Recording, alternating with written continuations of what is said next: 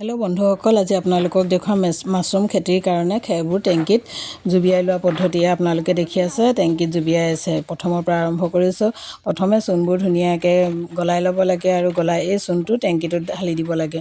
ধুনীয়াকৈ সানি কৰি ঢালি দিয়া হ'ল। তাৰপিছত টেংকিটোত গোটেই পানীখিনিত যাতে চূণবোৰ ধুনীয়াকৈ সমানকৈ বগা হৈ পৰে তাৰ কাৰণে সানিবলৈ চেষ্টা কৰিব লাগে। আৰু এতিয়া এটা এটাকৈ ইয়াৰ খেৰৰ বস্তাবিলাক দি গৈছে। এয়া দেখিছেনে কিমান কষ্টৰে তেখেতলোকে এইবিলাক কাম কৰে। এইবিলাক কাম কৰোঁতে বহুত কষ্ট হয়। সেয়েহে তেখেতলোকৰ ভাগৰো লাগে দেই, বহুত কষ্ট কৰি কামকেইটা কৰে। আপোনালোকে চাই লওকচোন, যদি ভৱিষ্যতে নাফু খেতি কৰিম বুলি ভাবিছে এইবিলাক কাম শিকি ল'ব লাগিব। সেয়েহে প্ৰথমে আপোনালোকক দেখুৱাই আছোঁ।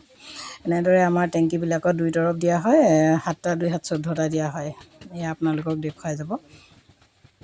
আৰু ধুনীয়াকৈ জুবিয়াই কৰি শেষ হোৱাৰ পাছত ওপৰত ৱেটবিলাক দি দিয়া হয়, নহ'লে আকৌ খেৰবিলাক ওপৰলৈ উঠি আহিব নহয়, পানীত জুবি খাই নাযায়। ওপৰলৈ উঠি আহে। খেৰবোৰ জুবিয়াবলৈ বহুত কষ্ট হয়। এয়া মানুহ 2জন উঠি দিলেও তললৈ ডুবি নাযায়, মানে ইমানেই পানীত নুডুবে। এতিয়া এয়া লাহে লাহে এইবোৰ শিলৰ ৱেটবিলাক দি আছে। বস্তাবিলাকত কি ভৰাই থোৱা আছে গম পাইছেনে? শিল। বহুত ৱেট, মানে এই ৱেটবিলাক ইয়াত দি দিলে মানে তেতিয়াহে তললৈ সোমাই যাব। এয়া ধুনীয়াকৈ সোমাইছে, তথাপিতো কষ্ট হৈছে। এজনে পৰাই নাই, 2জন উঠি আহিব লাগিব, তেতিয়াহে পাৰিব। এয়া নহ'লে নোসোমায়। দেখিছেনে?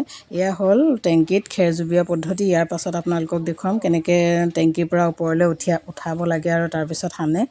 এইবোৰ সকলোবোৰ আপোনালোকক দেখুৱাই যাম এটা এটাকৈ। গতিকে আপোনালোকে লাইক, কমেণ্ট, শ্বেয়াৰ কৰি যাব, তেতিয়াহে আপোনালোকে সকলোবোৰ দেখিবলৈ পাব। আজিলৈ আহোঁ, বাই বাই।